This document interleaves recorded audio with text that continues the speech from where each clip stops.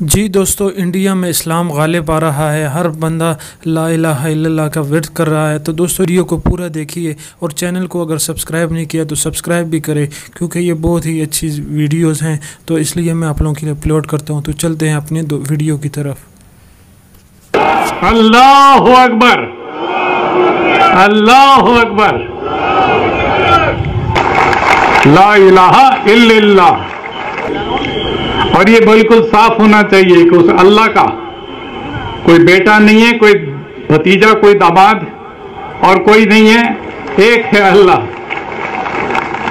और इस तरीके से हमें अल्लाह की इबादत से, जिसे हम इस्लाम में तौहीद कहते हैं, एक तौहीद हमारी सबसे बड़ी बुनियादी सोच है।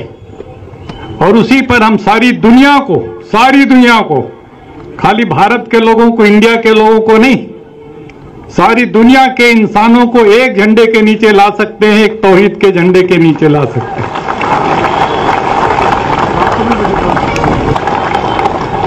और जब हम अपने पैगंबर को याद करते हैं, इस्लाम में पैगंबर इस्लाम को,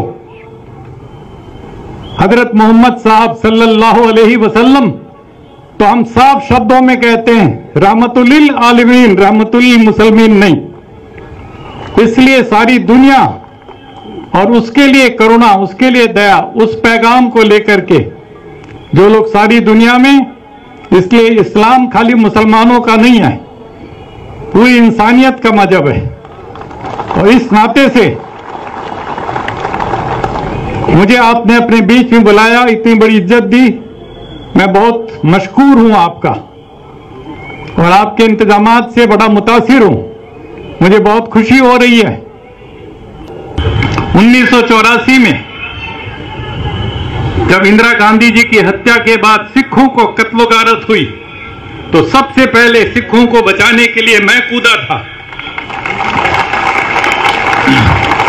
और उस समय सिर पर इस रंग की पट्टी बांधे एक गोडसे भगत कह लो या हिंदुत्व वाला, वो मेरे ऊपर छुरा लेकर के दौड़ा लाजपत नगर दिल्ली में और कहता तू गद्दार है, कौम का गद्दार है।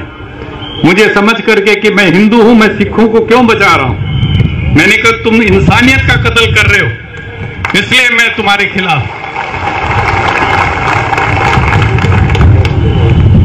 और जब जामा मस्जिद, बाबरी मस्जिद शहीद हुई, तो सबसे पहले मैंने खड़े होकर के उसकी मजम्मत की।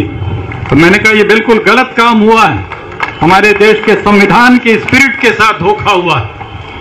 और उसके पूरी की पूरी यूट्यूब आप लोग सुनिएगा, देखिएगा जो मुझे कहना है बाबरी मस्जिद के बारे में। और वहां पर जो कहते हैं राम मंदिर है, उसका कोई सबूत नहीं है, लेकिन उसको उन्होंने, सुप्रीम कोर्ट तक ने कह दिया अपने फैसले में कि कोई सबूत नहीं है।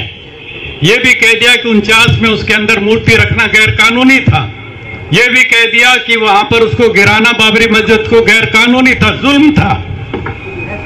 ये सब कहने के बावजूद उन्होंने वो उन्हीं को सौंप दिया। ये कैसा सुप्रीम कोर्ट है, हमारी समझ में नहीं आया। लेकिन अब हमें उम्मीद है आने वाले दिनों में जब इसके ऊपर बहस होगी, इन कानूनों के ऊपर, तो कम से कम कुछ इंसाफ की हम उम्मीद जगाए बैठे हैं, देखते हैं कितना मिलेगा। लेकिन सुप्रीम कोर्ट ही सुप्रीम नहीं होता। वैसे हमारी नजर में अल्लाह सबसे सुप्रीम है,